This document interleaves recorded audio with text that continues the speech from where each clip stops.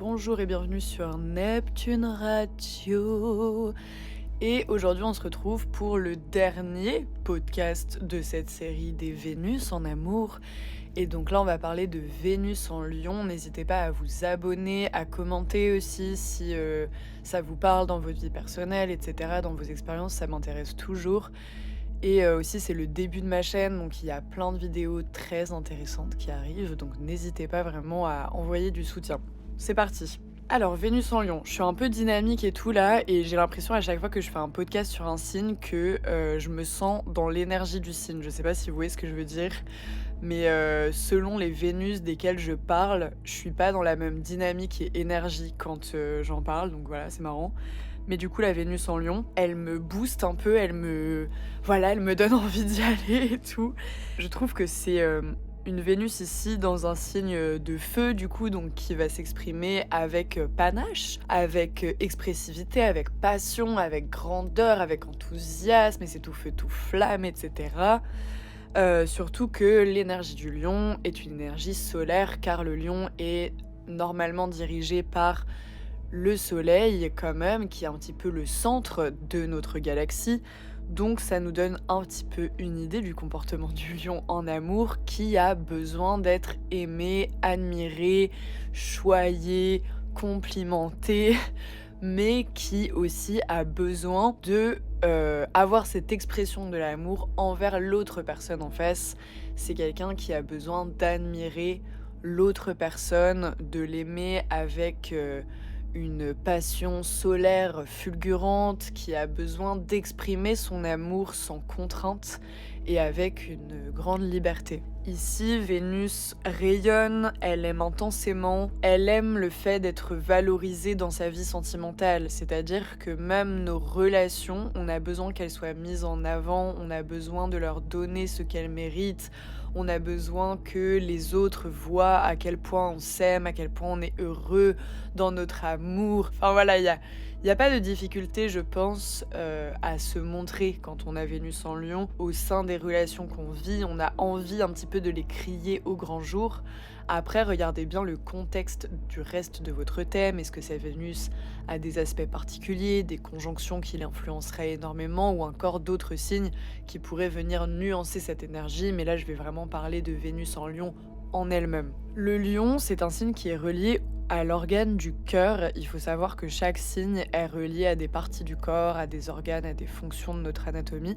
Et le lion, lui, est relié au cœur. Donc je trouve ça intéressant parce qu'il se laisse un petit peu emporter par les battements de son cœur, par la chamade du rythme de l'amour finalement.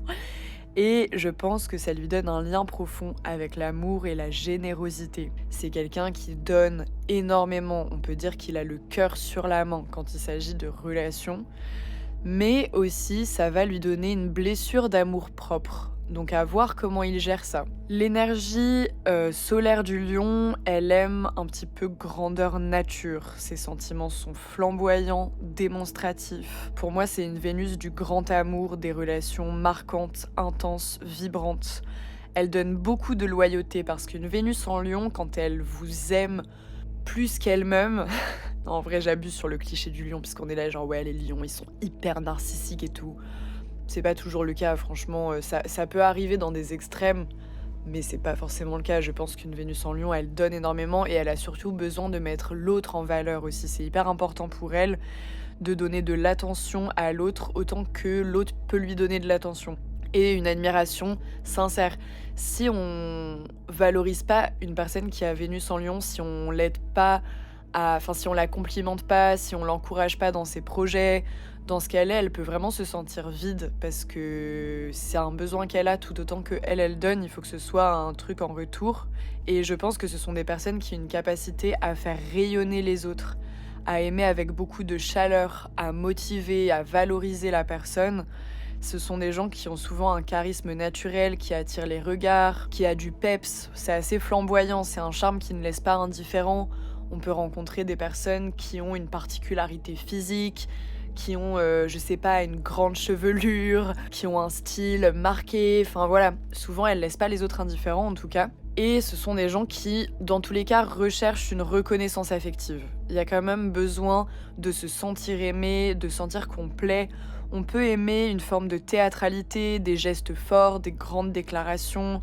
On a une attirance pour les personnes qui ont un certain leadership, du charisme, une forte personnalité ou un statut qui peut être attirant. Mais dans le négatif, il peut y avoir un égocentrisme. Peut-être que certains parfois ne font même pas exprès, juste ils sont trop dans leur truc. Et du coup, l'autre personne en face va avoir l'impression qu'ils nous écoutent pas vraiment. Ou bien dans certains cas vraiment extrêmes, à voir avec le reste de votre thème, etc., on peut vraiment penser à nous avant tout ramener à soi, besoin d'être le centre, et du coup on dépend de l'admiration des autres, et quand on nous admire plus, on s'éteint. Donc là on peut tomber dans des rapports de pouvoir, de force, de domination, parfois de jalousie, peut être aussi susceptible, blessé facilement, dans un orgueil affectif, et toujours relié à cette blessure d'amour-propre, parce que ça cache toujours quelque chose, donc à voir selon l'histoire de chacun, mais je trouve que quand même le truc de les lions, ils sont grave narcissiques, ils pensent qu'à eux, nan. En vrai, c'est un peu un cliché de l'astrologie, c'est une vulgarisation de ce signe. C'est juste lié à quelque chose de plus profond aussi. Donc voilà, c'est juste que dans un extrême et vraiment dans la dark side de Vénus en Lion, ça peut se manifester de cette manière. Donc à voir aussi si vous attirez des personnes comme ça. On peut aussi très bien attirer des personnes qui sont grave narcissiques, qui ont besoin d'une attention de fou, ou bien aussi qui, dans le plus positif, sont hyper rayonnantes justement, brillent, etc. En fait, Vénus ici, elle expérimente l'énergie du lion. Donc ça veut dire que dans l'amour, vous expérimentez l'archétype du lion de différentes manières, à travers les autres, donc des gens qui incarnent l'archétype du lion, tout autant que vous pouvez l'incarner, ou que votre relation en elle-même peut l'incarner aussi. Ensuite, je pense qu'au niveau de nos désirs, de nos attentes amoureuses, on recherche un amour intense, valorisant, dans lequel chacun peut être fier de l'autre. On aime les personnes lumineuses, créatives, qui peuvent parfois avoir un certain rayonnement social ou artistique, ou bien des personnes qui ont de l'ambition. C'est important parce que le soleil, c'est quand même un signe qui brille, quoi. Et aussi, le soleil, son symbole, c'est un rond avec un point au centre qui me fait penser à une cible. Donc on peut aussi, quand on a quelqu'un en tête, on vise haut et on vise précisément. Genre c'est cette personne que je veux, je ne lâcherai pas. Il peut y avoir un côté comme ça parfois. L'idéal en fait, dans l'énergie la plus positive, c'est de chercher une relation dans laquelle on peut briller ensemble. On peut rayonner ensemble. Et ça va être vraiment l'expression la plus positive de cet archétype. Notre amour, on a besoin qu'il soit assumé, qu'il soit mis en avant. On peut être attiré par des personnes qui ont une forte présence, un ego affirmé, mais dans tous les cas, il y a un besoin que ce soit festif, joyeux, nourri par des passions communes, qui ait toujours cette énergie solaire importante, mais je pense qu'on fait très facilement de quelqu'un le centre de notre vie, comme on peut nous aussi devenir très vite le centre de la vie de quelqu'un parce qu'on suscite tout autant l'admiration qu'on a besoin d'admirer l'autre. On peut, dans le plus négatif, idéaliser la personne qu'on aime et tomber dans une dynamique de déception. Donc on aura tendance à se projeter dans un amour idéalisé, une sorte d'histoire d'amour parfaite, romancée, au risque d'attirer parfois des personnes narcissiques, autoritaires ou trop dominantes. La relation à nous-mêmes aussi, elle est importante parce que selon la manière dont on s'aime, ça va vraiment déborder sur la manière dont on considère l'autre dans la relation. Pour moi, on s'épanouit en se donnant pleinement, en aimant avec un cœur entier, est extrêmement loyal parce que le lion, c'est un signe qui connaît les valeurs de l'honneur, de la loyauté. Quand il décide de vous donner, c'est vraiment qu'il vous offre une confiance très très forte. Et comme je disais pour les Vénus en Scorpion, je pense que vraiment une Vénus en Lion, la trahison, c'est mort. Genre c'est un truc, c'est pas possible pour elle. Si elle, après, elle est dans l'archétype du lion narcissique et tout, elle peut trahir, ou elle peut se faire trahir par des personnes qui incarnent l'archétype narcissique, mais justement, ça va toujours ramener à cette blessure de trahison. Donc c'est quelque chose, on peut pas... donc dans l'énergie vraiment positive, là, on attire des personnes loyales et tout. En fait, ça dépend de comment on utilise l'archétype du lion. Est-ce qu'on arrive à avoir un amour propre qui est sain et du coup, on aime l'autre d'une manière valorisante, avec du peps et on s'exprime et tout est beau et c'est le feu et la passion, ou bien est-ce que ça s'exprime vraiment dans un archétype plus difficile ou vu qu'on gère mal l'amour qu'on se porte, et bah du coup on gère mal l'amour qu'on porte aux autres, et en fait c'est une espèce de boucle de jeu de pouvoir, de jeu de trahison, de trucs pas très sains quoi. Encore une fois, c'est le champ d'expérience du lion qui est expérimenté ici. Je pense aussi que parfois on peut osciller entre une estime de soi forte et un besoin constant d'être validé par l'extérieur. On peut s'identifier trop fortement à notre relation amoureuse, genre notre relation ça devient nous-mêmes, donc notre valeur personnelle va dépendre des relations. Donc dans ce cas-là on va vivre des blessures narcissiques fortes dans l'amour. On peut aussi risquer de devenir dépendant du regard extérieur ou masquer ses insécurités derrière un besoin d'attention ou de domination affective. Ensuite, je pense que les expériences relationnelles les plus fréquentes, c'est souvent des amours très passionnés, très grandioses, dont on se souvient toute une vie, des relations qui nous poussent à nous affirmer, à grandir, à briller. Les rôles peuvent être très marqués, genre tu es mon roi, je suis ta reine, oui, voici notre empire. Nous dominons le monde ensemble. Non mais il y a une dynamique de jeu amoureux, de conquête, de défi. On aime bien aussi le challenge, hein, ça reste un signe de feu, donc tout comme les Vénus en Bélier et les Vénus en Sagittaire, on aime bien la conquête et être fier de la personne qu'on a conquérie quelque part, quoi. C'est quand même une quête, l'amour, je pense, pour le lion. Ensuite, juste voilà, il y a un risque de rapport de force, de fierté mal placée. On peut aussi attirer des partenaires un peu étoiles filantes, genre très brillants mais très instables. On peut aussi se perdre dans des schémas où on donne trop et on s'oublie parce que justement, encore tout ce truc de quel est l'amour propre qu'on se porte. Si vraiment notre amour propre il est nul, bah en fait on peut soit devenir hyper narcissique pour cacher nos failles, soit se donner éperdument sans ne plus rien voir. Mais en tout cas voilà, c'est un amour qui est vibrant, flamboyant, généreux, qui nous apprend à aimer avec le cœur, à nous émerveiller de l'autre, mais aussi à venir guérir nos blessures liées à l'amour-propre. Donc maintenant, je vais parler un petit peu de proches à moi que je connais qui ont Vénus en Lion. J'ai pas mal de Vénus en Lion dans mon entourage, et ce sont des personnes que j'apprécie souvent beaucoup, car ce sont des gens qui ont une vraie chaleur humaine. C'est des gens que tu apprécies très facilement, justement de par le charisme qu'ils dégagent. Il y a une première personne qui me vient en tête, qui est quelqu'un de tellement chaleureux, de tellement généreux. Quand il t'aime, il te le dit, il te le répète et il te le fait savoir. Et il te donne des grands signes d'affection. Et c'est quelqu'un qui a eu des grands amours, très passionnels, etc.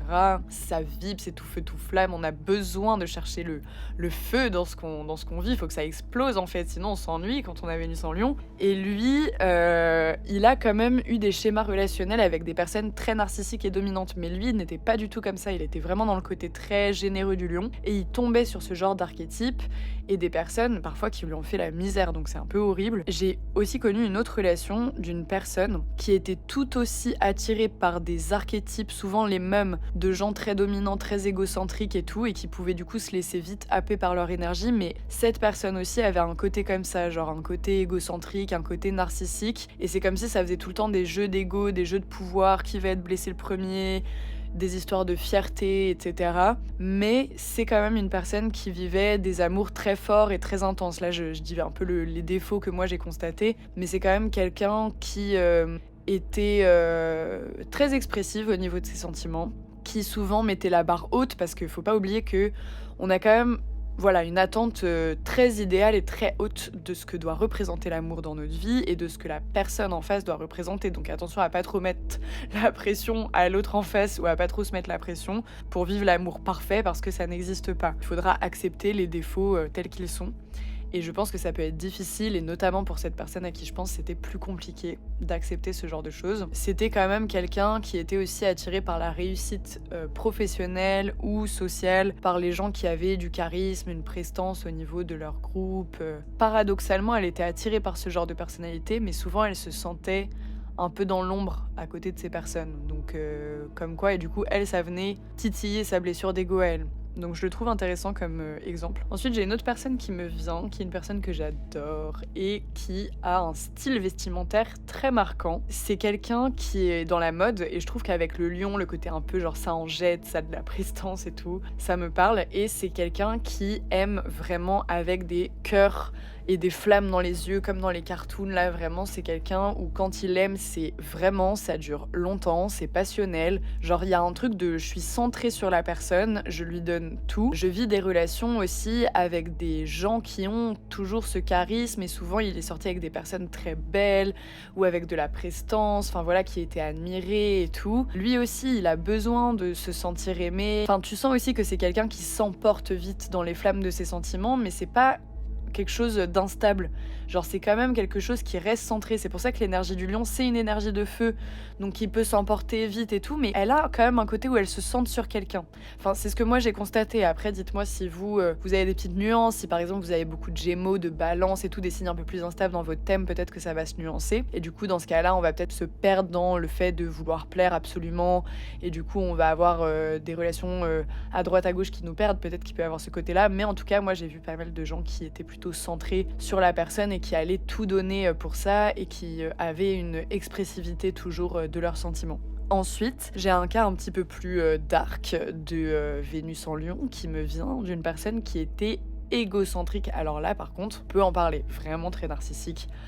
Quelqu'un qui était dominant. Si t'étais une personne qui avait pas beaucoup de personnalité, qui était un peu plus douce, un peu plus malléable et tout, c'était mort pour toi. Genre vraiment, il t'écrasait.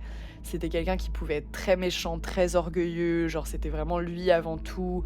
Quelqu'un qui vient de l'aristocratie, donc en plus vraiment genre la noblesse du lion, un peu genre je suis le roi et je viens d'une grande famille. Et toi, femme, tu dois faire la vaisselle et plier des chemises. Vraiment, je vous jure, c'était ça l'archétype du truc, genre super. Donc voilà, comme quoi des fois, c'est qui tout double, hein.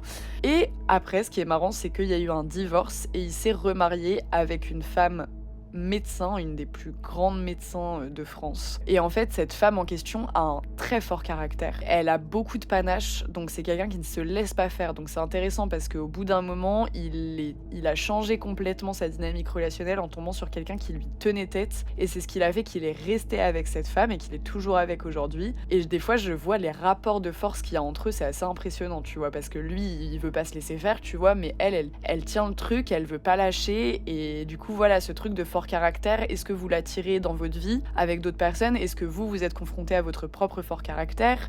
Est-ce que votre relation a un fort caractère en elle-même? Parce qu'une relation, c'est aussi comme une personne en soi, parfois. Donc voilà, n'hésitez pas à me dire un peu ce que vous avez comme expérience là-dessus. J'ai envie d'aller voir du coup les célébrités qui ont Vénus en Lion et on va regarder un petit peu tout ça. Madonna. J'étais beaucoup trop enthousiaste quand j'ai dit Madonna. Ok, tout va bien. Donc elle est Lion. Et elle a Vénus en Lion. Donc là, on a vraiment la lionne rugissante, provocante, qui n'en a que faire finalement des avis. Juste, elle est elle-même et elle est tellement elle-même qu'elle dégage un charisme incroyable. Et puis aussi, je trouve qu'elle a vraiment ce côté explosif, pétant, pétillant du lion, quoi. C'est des paillettes et que je t'en jette et que je me positionne vraiment comme une queen, quoi. Vraiment, Madonna, je trouve que l'archétype du lion et de Vénus en Lion, parce que son signe solaire plus Vénus en Lion, ça lui donne encore plus ce côté-là, mais hyper intéressant. Je sais pas du tout comment elle était dans l'amour par contre, mais bref. Selena Gomez, très intéressant. Elle a vraiment un truc avec l'amour qui me semble très puissant. Après, c'est une cancer, donc elle a aussi un truc affectif un peu deep. Mais n'empêche que son premier amour avec Justin Bieber était quand même ultra médiatisé, ultra visible.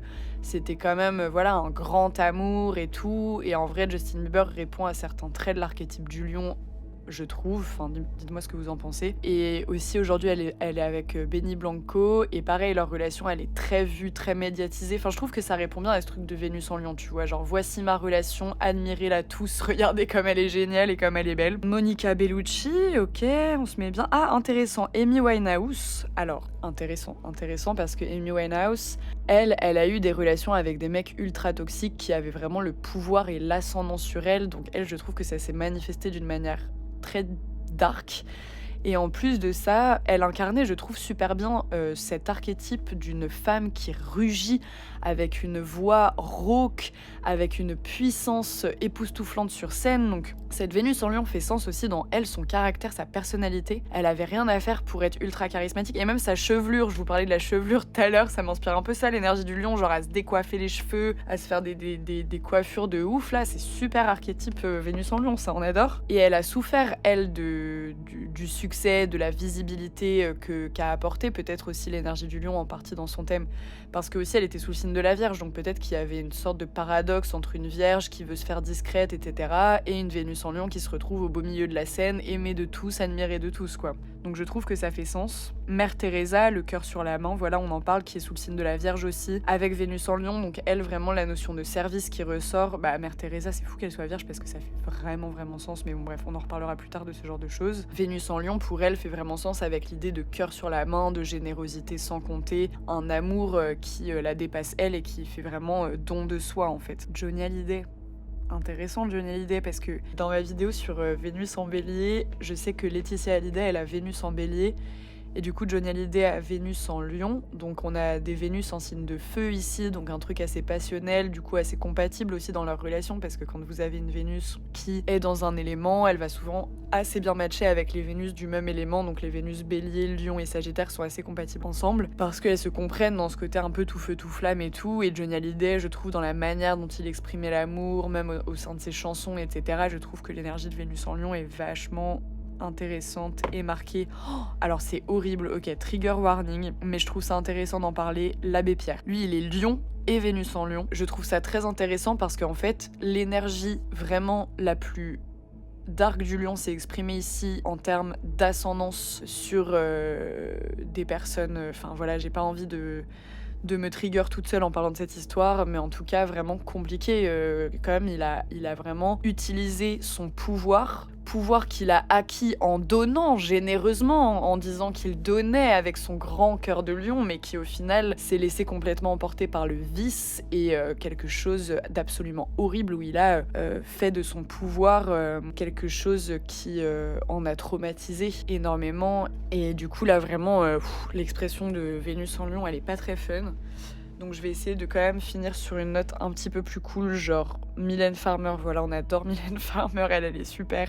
Et toujours ce truc de lionne, enfin je sais pas, Vénus en Lion ça fait trop sens. Mylène Farmer, j'ai Dua Lipa, enfin j'ai plein de femmes comme ça un peu explosives, qui choquent, qui nous en mettent plein la vue, parce qu'on parle des concerts de Mylène Farmer quand même, qui sont réputés pour être particulièrement incroyables. Le lion c'est un signe de théâtre, de cinéma, d'image, enfin voilà, il y a vraiment quelque chose qui explose à ce niveau-là. Voilà, c'était un petit peu ce que je pouvais vous dire sur Vénus en Lion. C'est la fin de ce podcast sur les Vénus, mais ne vous inquiétez pas, je reviens bientôt avec des super surprises, donc surtout abonnez-vous. Je vous souhaite une très bonne journée, c'était Neptune Radio.